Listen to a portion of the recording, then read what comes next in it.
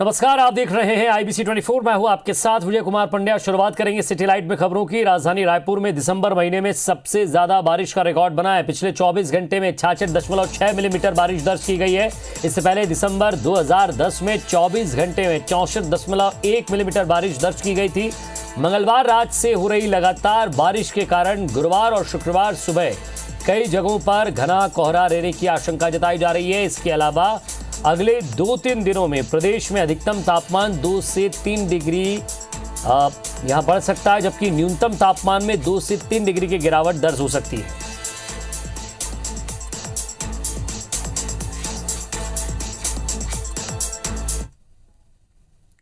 और छत्तीसगढ़ में हो रही बारिश से न सिर्फ ठंड बढ़ी है, बल्कि कई खरीदी केंद्र में खुले में रखा धान भी भीग गया है। सीएम भूपेश बघेल ने सभी कलेक्टर्स को बारिश और ओलावृष्टि से हुए नुकसान का जल्द से जल्द आकलन करने के निर्देश दिए। इधर खाद्य मंत्री अमरजीत भगत ने कई खरीदी केंद्रों का जायजा लिया और अव्यवस्था पाए जाने पर पदाधिकारियों को फटकार भी लगाई है।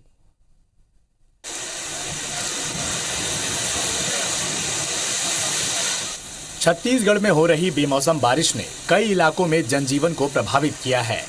रायपुर, बिलासपुर, सरगुजा, दुर्ग और बस्तर संभाग में बारिश के साथ ओलावृष्टि भी हुई है। बेमौसम हो रहे बारिश ने प्रदेश में न सिर्फ ठंड बढ़ाई है, बल्कि खरीदी केंद्र में खुले में पड़े धान को नुकसान भी पहुंचाया है। 2 दिन से पानी हो रहा है, पानी आ गया है, तो उनके कारण हमको यहाँ बिक्री भी नहीं हो पा रहा है धान का है। तो यहाँ तिरपाल व्यवस्था होना चाहिए, फड़ बनना चाहिए है, ताकि हमको धान का बिक्री करने में दिक्कत ना हो। प्रदेश के कई धान खरीदी केंद्र में रखा धान बारिश की चपेट में आ गया, जिसके बाद शासन और प्रशासन उचित व्यवस्था को लेकर हरकत में आ गए हैं। सीएम भूपेश बघेल ने सभी जिला कलेक्टर्स को प्रदेश में असामयिक वर्षा और ओलावृष्टि से फसलों और घरों को हुई क्षति का जल्द से जल्द आकलन करने के निर्देश दिए हैं। तो वहीं खाद्य मंत्री अमरजीत भगत ने रायपुर में कई धान खरीदी केंद्रों का जायजा भी लिया। जहां अव्यवस्था पाई गई, वहां खरीदी केंद्र के पदाधिकारियों को फटकार भी लगाई। अमरजीत भगत ने कहा कि धान खरीदी से जुड़े दिशा निर्देशों का पालन नहीं करने वालों पर कार्रवाई होगी। व्यवस्था जितना होना चाहिए था उसमें उसके अनुसार नहीं किया गया है। एकदम से व्यवस्था नहीं है नहीं कहा जा सकता। ये लोग तिरपाल भी ढके हैं और कोशिश की है ढकने का, स्टेकिंग जो नहीं हुआ है वो बचा हुआ है। कई जगह लापरवाही लोग करते हैं, अन्यथा उनके जो निर्देश है उनके लिए राशि आवंटित है और उनको व्यवस्था बनाना है। 2 दिनों से हो रही बेमौसम बारिश ने महासमुंद, राजनांदगांव, बेमेतरा, बिलाईगढ़, तखतपुर समेत कई इलाकों की खरीदी केंद्र में धान खरीदी का काम प्रभावित किया है। बहरहाल देखना होगा कि धान को सुरक्षित रखने के लिए शासन और प्रशासन के कदमों का क्या नतीजा निकलता है। Bureau report, IBC 24। और कॉमनवेल्थ गेम्स के रेसलिंग में भारत को मेडल जिताने वाली और BJYM की राष्ट्रीय कार्यकारिणी सदस्य बबीता फोगाट आज रायपुर पहुंची। BJYM के एक कार्यक्रम में शामिल होने के लिए वे रायपुर आई थी। हमारे संवाददाता स्टार जैन ने बबीता से खास बातचीत की। रेसलिंग में भारत को एक पहचान दिलाने वाली बबीता फोगाट जी इस वक्त हमारे साथ मौजूद हैं, जो भारतीय जनता पार्टी में ज्वाइन करी और आज भाजयुमो की राष्ट्रीय कार्यकारिणी समिति सदस्य हैं, वो रायपुर आई हुई हैं। बबीता जी, सबसे पहले तो खेल को लेकर बात करना चाहेंगे। रेसलिंग को आपने एक नई ऊंचाइयां दी थी, आज किस दिशा में देख रहे हैं उसको आप? देखिए, खेल आज पहले के मुकाबले बहुत ऊपर जा चुका है और ये अपने आप में साबित करता है कि माननीय प्रधानमंत्री जी की जो दूरदृष्टि की जो सोच है वो उन्होंने साबित भी करके दिखाया है। आज लास्ट टाइम ओलंपिक में अभी जो हुए थे उसके अंदर जितने मेडल आए हैं, ये अपने आप में बताता है कि जो खेल नीति है उसके कितना खिलाड़ियों को फ़ायदा मिला है और हमारे खिलाड़ी मेडल तालिका में कितने ऊपर पहुंच गए। आप राजनीति में क्या सोच कर आए हैं और खासकर बीजेपी ही क्यों ज्वाइन किया आपने? मतलब मैं भारतीय जनता पार्टी की विचारधारा से मैं जुड़ी हूँ। माननीय प्रधानमंत्री नरेंद्र मोदी जी और गृह मंत्री अमित शाह जी की जो विचारधारा है, उनकी जो दूरदृष्टि सोच है, जो राष्ट्रवादी सोच है, सिर्फ और सिर्फ मैं उसके लिए आया क्योंकि हमारी भी सेम सोच थी। जो हम देश का नेतृत्व करने जाते थे, देश के लिए झंडा लहराते थे, वो राष्ट्रवादी सोच है।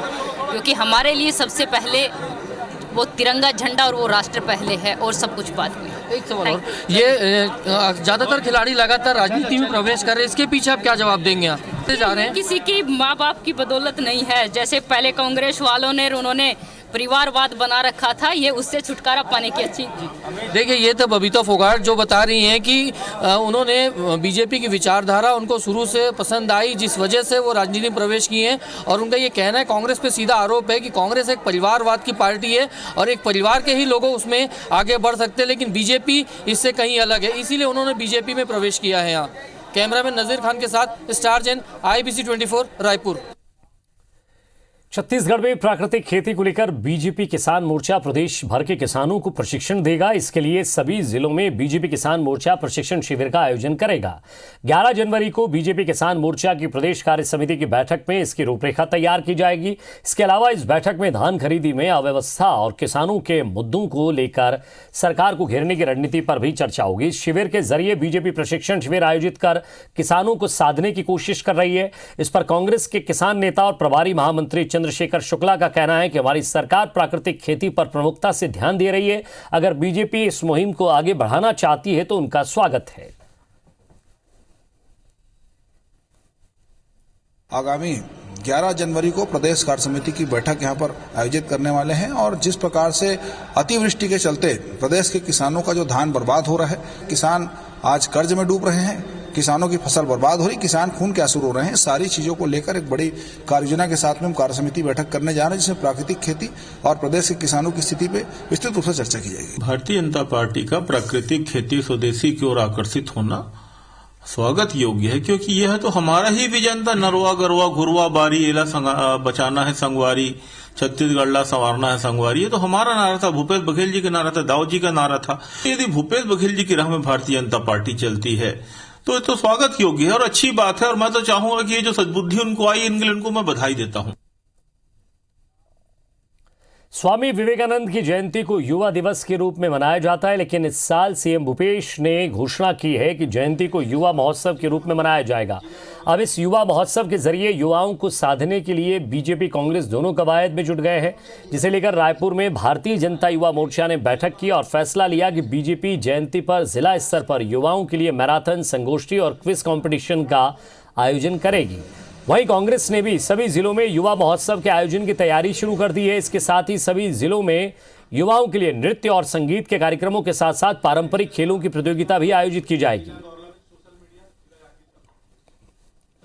आने वाली 12 जनवरी को स्वामी विवेकानंद जी की जयंती पे एक देशव्यापी बड़ा कार्यक्रम जो हम हर प्रदेश में कर रहे हैं, जिसमें एक मैराथन दौड़ हमने शामिल की है और यूथ को साथ में जोड़कर रखने का एक बड़ा मंच तैयार किया जा रहा है, जिसमें विभिन्न प्रकार के आयोजन किए जाएंगे, खेलकूद से जुड़े आयोजन किए जाएंगे, सांस्कृतिक प्रोग्राम के आयोजन किए जाएंगे। और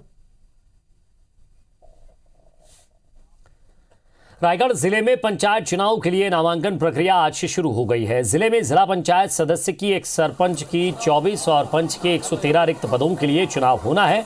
जिला निर्वाचन विभाग जहां चुनाव की तैयारियों में जुट गया है, तो वहीं राजनीतिक दलों की नजर जिला पंचायत उपाध्यक्ष की कुर्सी पर टिकी हुई। दरअसल रायगढ़ जिला पंचायत में 25 सीटें हैं, जिसमें से 15 सदस्य कांग्रेस समर्थित तो 9 सदस्य बीजेपी समर्थित हैं। जिला पंचायत उपाध्यक्ष रोहिणी राठिया के निधन के बाद उपाध्यक्ष की कुर्सी खाली है। बीजेपी और कांग्रेस दोनों ही दल उपाध्यक्ष की कुर्सी पर काबिज होने का दावा कर रहे हैं, जिसे लेकर दोनों दलों में बैठकों का दौर जारी है। कोई भी पद के लिए समझिए हर कोई चाहते हैं कि मैं पद में बना रहूं कह के, लेकिन आखिरी में जो मंत्री जी और हमारे विधायक जी जिसको भी बोलेंगे, आखिरी नाम वही चयन होगा।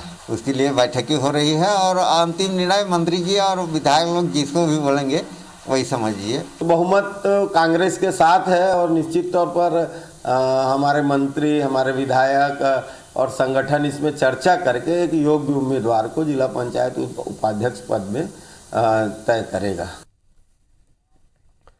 भोपाल में चिकित्सा शिक्षा मंत्री विश्वास सारंग ने अपना जन्मदिन वर्चुअल तरीके से मनाया। सारंग ने अपने बर्थडे पर समर्थकों से कहा कि जिस तरीके से देश भर में ओमिक्रॉन के मामले बढ़ रहे हैं, उसे देखते हुए विशेषज्ञ देश में तीसरी लहर आने की संभावना जता रहे हैं। ऐसे में हम सबका ये कर्तव्य है कि हम कोरोना प्रोटोकॉल का पूरी तरह से पालन करें और किसी भी तरह की भीड़ एकत्रित ना होने दें। इसलिए मैंने इस साल अपना जन्मदिन वर्चुअल तरीके से मनाने का फैसला किया है।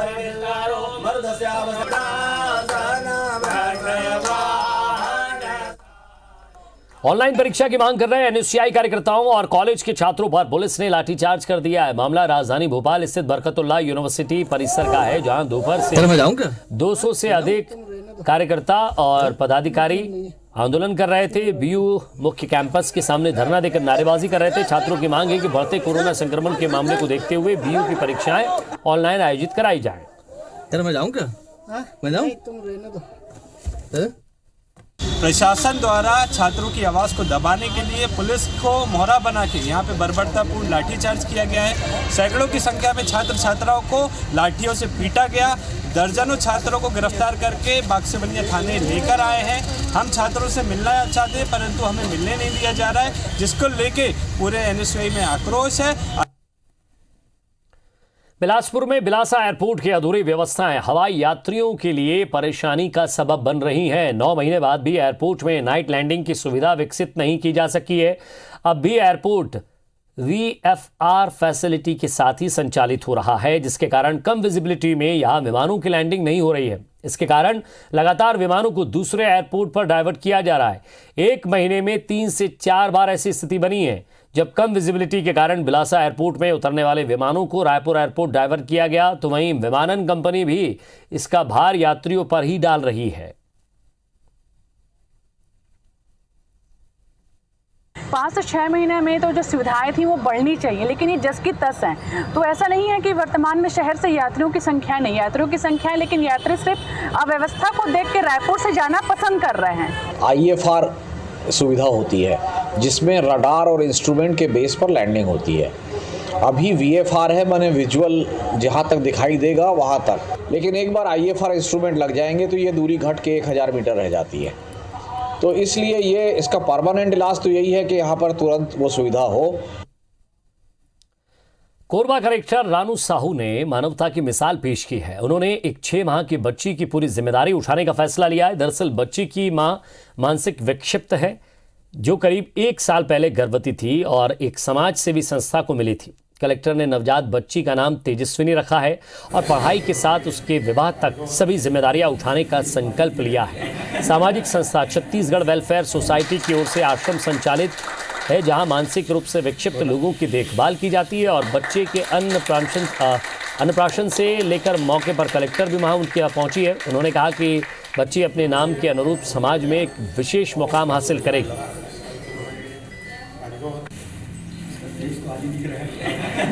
मुझे पता चला कि वो जो बच्ची है उसकी माँ विक्षिप्त है और विक्षिप्त अवस्था में ही जो है वो प्रेग्नेंट हुई और फिर उससे एक बेबी गर्ल हुई। तो मानवता के नाते और फिर मैंने उस बच्ची के शिक्षा दीक्षा से लेके विवाह तक की पूरी जिम्मेदारी का वहन करने का दायित्व उठाया है। एक नजर बिग न्यूज पर।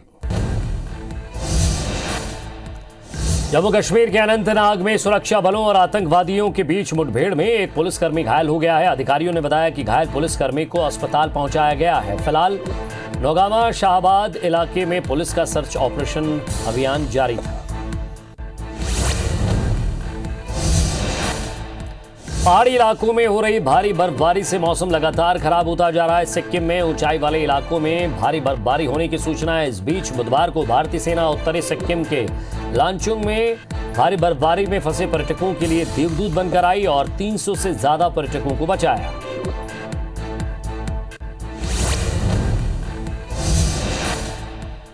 मेजर जनरल रैंक के एक अधिकारी के नेतृत्व में सेना की जांच टीम ने नागालैंड के मौन जिले के उसी ओटिंगा गांव का दौरा किया, जहां गलत एनकाउंटर में पैरा SF कमांडोज ने 13 लोगों को मौत के घाट उतार दिया था। इस दौरान मेजर जनरल सहित सभी जांच अधिकारी सिविल ड्रेस में थे और उनके पास कोई हथियार भी नहीं था।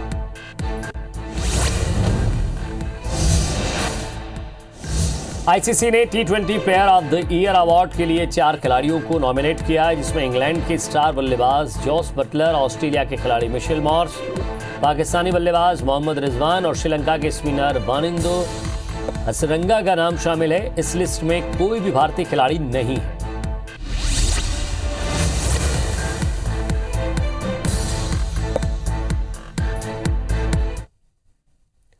खैरागढ़ के विधायक रहे स्वर्गीय देवव्रत की मृत्यु के बाद पारिवारिक झगड़े को देखते हुए उदयपुर पैलेस के कुछ कमरों में ताला लगा दिया गया था। पैलेस के बंद दरवाजों को खोलने के लिए गुरुवार 30 दिसंबर को दोनों पक्षों में बैठक होनी है। इस मामले में एक पक्ष देवव्रत सिंह की वर्तमान पत्नी विभा सिंह और दूसरा पक्ष देवव्रत सिंह की पुत्री शताक्षी और पुत्र राजा आर्यव्रत है। दोनों के बीच घमासान की स्थिति है। पुलिस प्रशासन ने सुरक्षा बढ़ा दी है। गुरुवार को दोनों पक्ष की मौजूदगी में ताले खोले जाएंगे। सोमवार को देवव्रत सिंह की पुत्री शताक्षी और बेटे राजा आर्यव्रत ने विभा सिंह पर उन्हें प्रताड़ित करने का आरोप लगाया था। साथ ही अपने पिता की मौत के पीछे भी विभा सिंह की प्रताड़ना की वजह से पैदा हुए तनाव को बताया था। इसके बाद विभा सिंह ने प्रेस कॉन्फ्रेंस कर बच्चों की ओर से लगाए गए आरोपों को बेबुनियाद बताया और छुई खदान थाने में की गई शिकायत की कॉपी और ऑडियो को फर्जी बताते हुए देवव्रत सिंह की मौत पर संदेह जाहिर कर उनकी हत्या किए जाने का आरोप लगाया।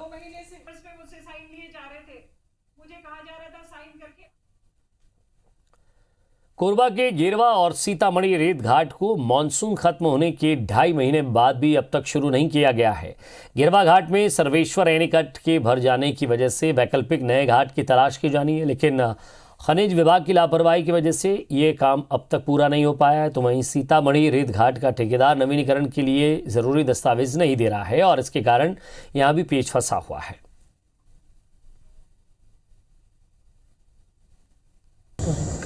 रेत कितना टिप निकालती हो आज? दूसरा। रोज कितना निकाल रहे हो? आज ही तो आए भी हम लोग। हाँ, हम लोग अवैध परिवहन और अवैध उत्खनन के प्रकरण हम अभी तैयार कर रहे हैं। हमारी टीम जो है जाती है और खनिज अमला सतत उसमें निरीक्षण परीक्षण करते हैं। साथ ही जो है बहुत सारे गाड़ियाँ पकड़ाती हैं और हम लोग उस तरीके से कार्रवाई करते हैं। कोरबा में सृष्टि नर्सिंग कॉलेज में छात्रों की फीस माफी के बाद भी अवैध वसूली का आरोप लगाते हुए रामपुर विधायक ननकीराम कंवर ने कॉलेज के अध्यक्ष देवेंद्र पांडे और अकाउंटेंट के खिलाफ एफआईआर दर्ज कराने के लिए थाने पहुंचे। ननकीराम कंवर ने आरोप लगाया कि संरक्षक के नाते उन्होंने कुछ निर्धन छात्रों की फीस माफ करने की अनुशंसा की थी, जिसके बाद उनकी फीस माफ होनी चाहिए थी। साथ ही शासन ने भी कई छात्रों की फीस माफ की है। इसके बावजूद भी कॉलेज प्रबंधन ने छात्रों से फीस ले ली, जिसकी शिकायत छात्र पहले ही कलेक्टर से कर चुके हैं।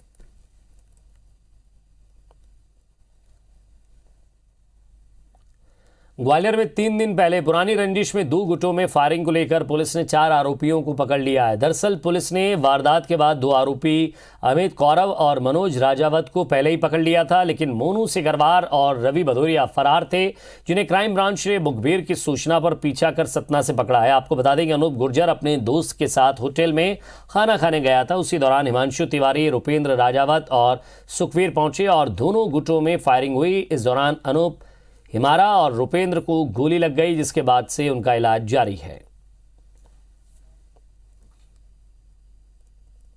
सतना पुलिस ने इसमें बहुत सहयोग किया और उनकी मदद से ये दोनों आरोपियों को पकड़ा गया है और ये घटना में प्रयुक्त जो स्कॉर्पियो थी वो भी जब्त की गई है। इसमें अभी कुल मिला के 4 आरोपी अरेस्ट हो गए हैं और 3 हॉस्पिटल में, 2 आरोपी अभी शेष हैं जिनको बहुत जल्दी गिरफ्तार कर लिया जाएगा।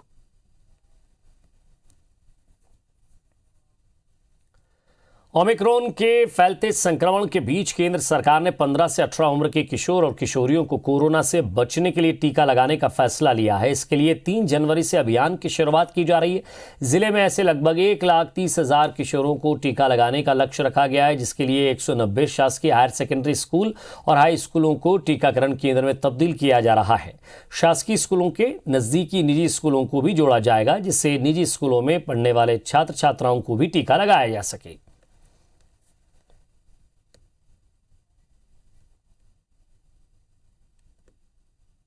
शासकीय स्कूल जो रहेंगे वो केंद्र बनेंगे, वहाँ के पढ़ने वाले बच्चे तो उसमें वैक्सीनेशन करवाएंगे ही करवाएंगे। साथ साथ में जो आसपास के कोई प्राइवेट स्कूल्स भी हैं तो वो उन सरकारी स्कूलों से लिंक किए जा रहे हैं। मोटा मोटा हम देखें तो हर स्कूल में क्लास टीचर होते हैं और उनके क्लास टीचर के 40-50 बच्चे उस क्लास टीचर के रूप में पढ़ाते हैं, तो क्लास टीचर को अपनी क्लास का दायित्व दिया जाए। राजधानी भोपाल के रहायशी इलाकों में तेंदुए की आमद ने लोगों की नींद उड़ा दी है। आपको बता दें कि कोलार के स्वर्ण जयंती पार्क और परवलिया के बीएसएफ कैंप में तेंदुआ देखने के बाद वन विभाग अलर्ट है और लगातार तेंदुए की खोज में जुटा है। वन विभाग ने तेंदुए को खोजने के लिए ड्रोन की भी मदद ली, लेकिन तेंदुआ नहीं मिला। तेंदुए के लिए पिंजरे भी लगाए गए, लेकिन दोनों तेंदुए पिंजरे में नज़र नहीं आए, ना ही उसमें फंसे। हालांकि वो बकरी खाकर ज़रूर भाग गए। वन विभाग ने जहां एक पगमार्क मिला है वहां आम लोगों के जाने पर रोक लगाई है और चौकसी बढ़ा दी है।